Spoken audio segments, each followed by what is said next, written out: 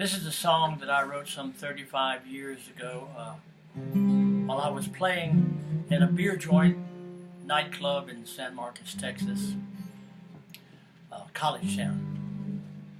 A young man used to frequent that club, and his name was Brian, and he had a severe case of scoliosis. And we would sit at the table on my breaks and we would talk. He would drink his beer and I would drink my Diet Coke.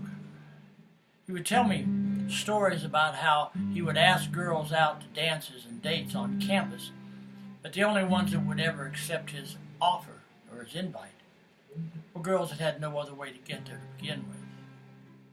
And once they got to the activity, they'd just ignore him and forget who he was.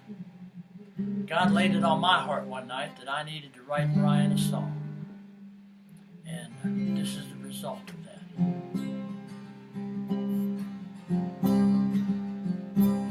He was a crooked little man, ugly and misshapen by the standards of the world he had faced.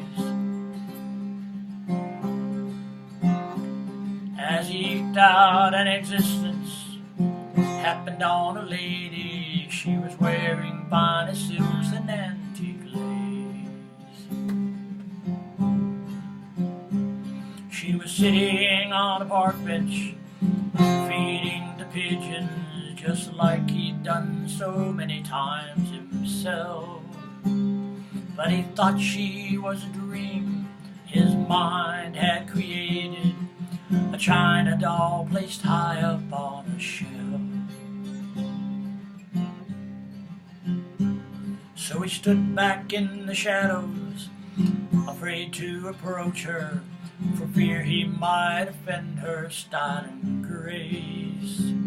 When she suddenly spoke to him, saying, "Join me, gentle stranger, come sit and let the sun shine on your face." So they sat there on the park bench and talked of all life's treasures and all the things that are and what might be. And that crooked little man found a momentary respite as she touched his soul and finally set him free. Now each day he hurried to her, he listened and he watched her as she added new dimensions to his life. And each night she'd fill his dreams with loving aspirations. If only he weren't ugly, would she one day be his wife?